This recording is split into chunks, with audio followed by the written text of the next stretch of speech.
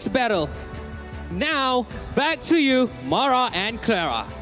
Thank you, Sid. Thank you, Malaysia. And finally, Philippines!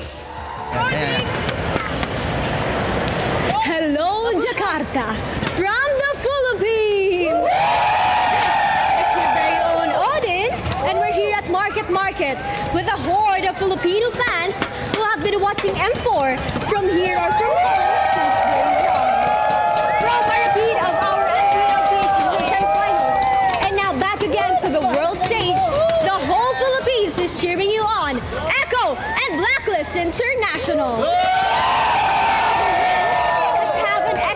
Series. Everyone here just wants to watch exciting MOBB. And so you can feel the energy here. Audience, let's show Jakarta our pride. And I say Blacklist, break the crowd.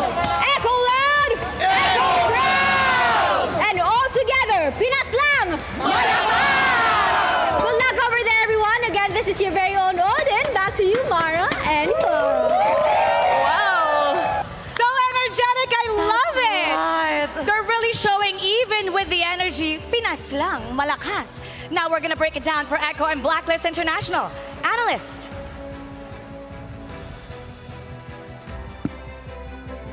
Into the details we go before this best of 7 bout begins. Let's talk about what these teams might bring into their lineups. M4 has had the metagame evolve one way, make a swerve, and then go another direction. And here we're gonna try to break it down between Blacklist International and Echo. We have here Lafel, Wolf, Leo, and Mirko to do just that. Wolf, you've been watching these teams since forever. What can we expect going into this best of 7?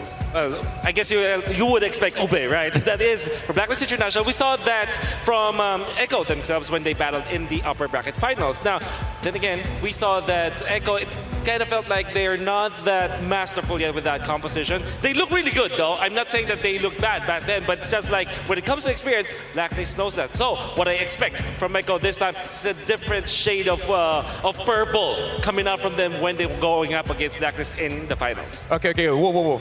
You said that Blacklist International have a lot of experience, and Echo, the thing that I've learned for newer teams is that they learn faster. Sure, the more veteran teams, they learn more efficient, but in the best of 7, I kind of feel like for the newer players, whatever mistakes they do, it was stuck with them for the entire best of 7 series. So in this series, I kind of feel like I understand what you're saying, but we're talking about learning. Echo might have the edge. They might learn a little bit faster. Well, in terms of drafts, honestly, it does feel like Blacklist International have had the more solid drafts around or across M4. Meanwhile, Echo, I think me and you, Leo, we had a lot of discussions about this where the drafts from Echo seemed kind of shaky sometimes, right? We saw the Yi Sun Shin, we saw even yesterday picking up a Cho, and then the Hilda later on, swapping Yaoi into that Hilda. But first, I think we're going to take a look at the statistics first. If anything is to be said about Blacks International, they are so consistent. And one of the most consistent players I've ever seen in the entire history of pro MLBB play is Haji, as Lafel would call the Kada machine. And the thing is, it's nice when Blacklist International, they're in a pinch. They look at Haji, they look at Edward. Everyone performed well, but for these two players, they're gonna have more on their shoulders. And looking at the win rate as well, Eve, like, okay, Farsa, he played more, it's a lot of bursts, but if Eve is given to Haji, this 100% win rate might stay. Yeah, worthy of the trade, right? Definitely. I think that what we're seeking from Blacklist International, both Farsa as well as the Eve, and the way that they are controlling the map because of it and the team fights.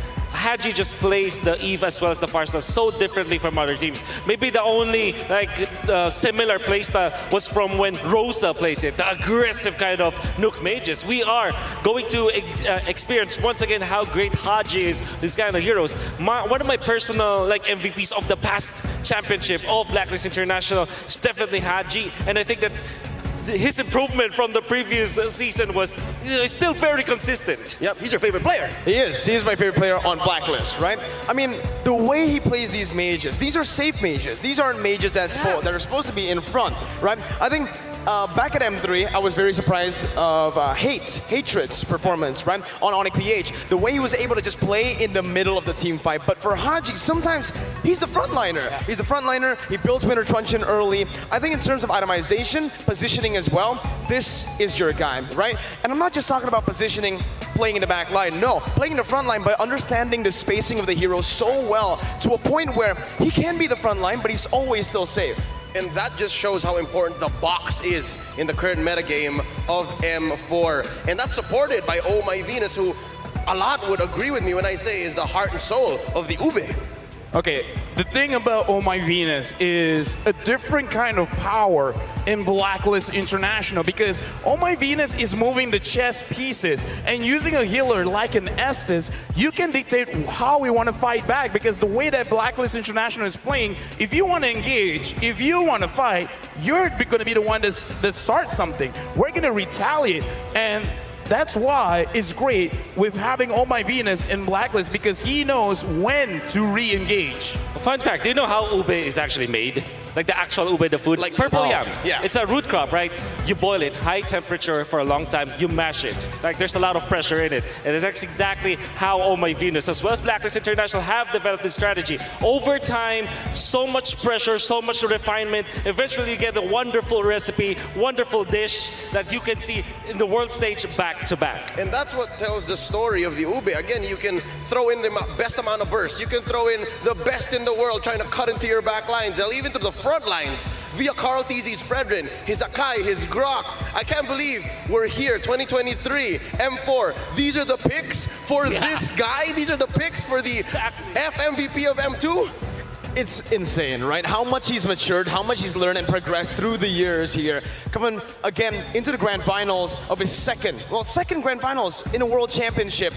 It's not like he can't play the assassins anymore. He can still play those assassins. He can still threaten the backline with the Fanny, the Ling, and I'm still waiting for it, but the Lancelot, right? I mean, it's still possible, but honestly, look at this tournament, the meta as well, it just really favors these fighters in the jungle. Not just the fighters, but also just the tanks. The utility provides so much for the team, enables the mid lane and the gold lane to do what Echo's been doing. Sanford as well. XP mid gold. And even to a point, it's Yaoi too. These are all carries. That's why Echo is so dangerous. They can carry through every single role. I guess we know who he's voting for. Okay, so right now we're looking at Benny Cutie as well, where he has, if I'm not mistaken, still the highest KDA. And very weird thing, Benny Cutie, it looks like the entire map is open to him because even if Yaoi catches someone, sometimes he doesn't engage. He's waiting for the rest of the enemy team to show their face, then he re-engage. So he's playing a very different way than every other goal later, where usually when the food is in front of his face, he'll eat it. No, Benny Cutie, he assesses first and makes the judgment call a little bit later. Which is the entire essence of this hero, his power hero carry, because the kit just solves everything that Benny Cutie wants, right? If he wants to split push, he can go ahead and click that ult. If he wants to space the opponents out, throws out the pinwheel. If he needs to locate himself, he's got the dash. And what I can say about Benny Cutie is that if you have a trophy for a gold standard, a gold lane standard, he now holds it for sure. He knows how to position well. He knows how to time his ultimates. He knows when to fight whenever his power spike is not yet there. So I think he is the holder of the gold standard today. Yep, everybody watch out for Bagyong Benny. For now, let's go ahead and throw it back to our lovely hosts. I'm pretty sure they'll have something very interesting for y'all before the match begins.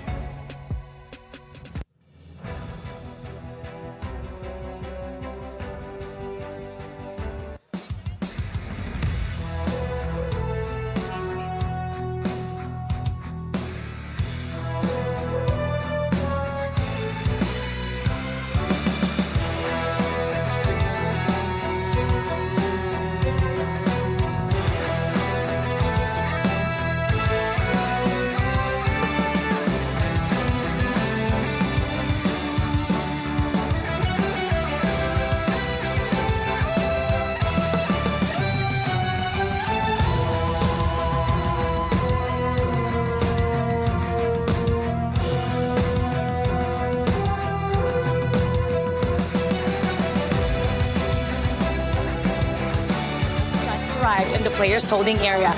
And let's take a look at them now. They're interacting with each other. We're gonna pull one of them. JP. Hi, JP. Pwede kang kausapin? Can talk to you? So, what's going on right now? What are you guys doing? Lang, pampakalma lang para before laban. So they're just trying to calm themselves, playing with each other. Who's the most nervous out of everybody? So ngayon siguro, puro excited lang nararamdaman kasi sanay na sa stage siya. So they've gotten used to the stage. It's all excitement that they're feeling. Who could not sleep last night? Yung Sansan duo kasi ayaw nga nila magtabi sa kama kaya ayaw magtabi kaya hindi makatulog eh. The Sansan duo could not sleep last night. That's Sanford and Sanji. They couldn't sleep beside each other. They couldn't sleep beside each other, so they couldn't sleep properly without being with each other. So they're like twins, inseparable. Yeah. So out of everybody, you have the most experience in the world stage. And Carl TC, you've been to the M Series before.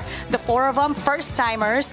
What's something, an advice that you gave them to make sure that the nerves don't get in the head and they can perform their best today? Sinasabi ko lagi na parang kaya naman nila yung kalaban just lang. Tapos kalma lang lagi, tapos walang parang overhype ganun. He's telling them that they can handle the team. They just need to be confident and they can do their thing. All right, I know that you got some stuff to do, so good luck. You got this. Echo loud. Echo proud.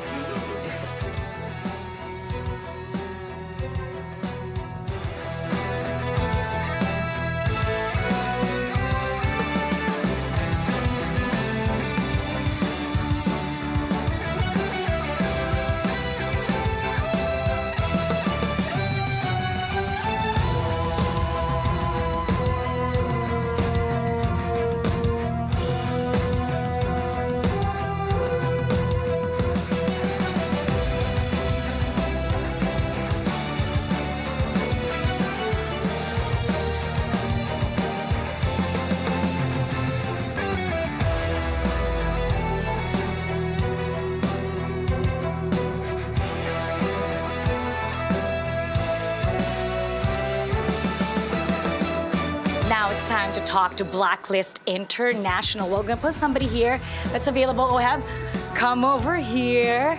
Okay. Oh, don't trip. We still have a game. What's the first thing you ate today? Corned beef. Are you nervous? Yes or no? No. And who do you think is gonna be the finals MVP? Me.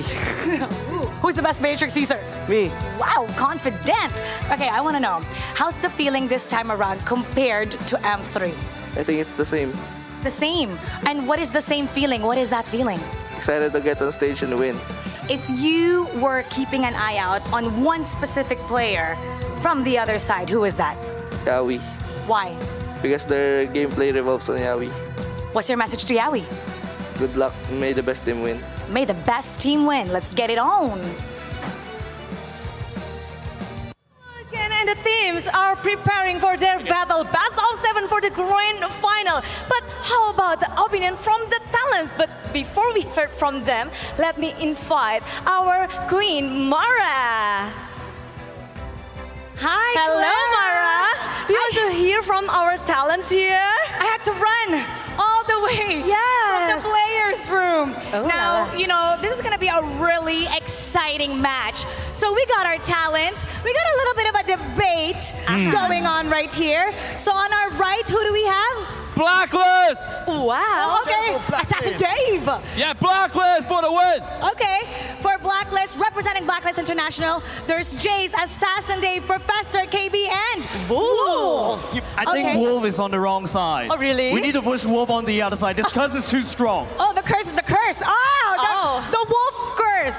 Okay, right over here. For the For side of Echo. Echo, there's Gideon, Mirko, LaFell, and Leo. Wow. Come on! Echo Brown! All right, okay, we gotta settle this right now, Clara. We gotta know why Blacklist deserves to win and why Echo deserves to win. Let's do, Oh, Jace. Clara, Yes. you know, let's do rock, paper, scissors. Whoever wins, that side goes first. Okay, one, rock, two, paper, scissors. Oh. Okay, I won. Echo Echo will first. go first. All right, here we go now. Here we go, Orcus. What you got? Boys, This is a simple one. Echo is by far one of the greatest. And how do we know they've got the youngest players? They have an M2 World Championship jungler to lead them. The next generation of Filipino mobile legends is here. Tell them, Leo. That's right. Best in the world. Wait, that's not what orcas say, right? What noise does the orcas made?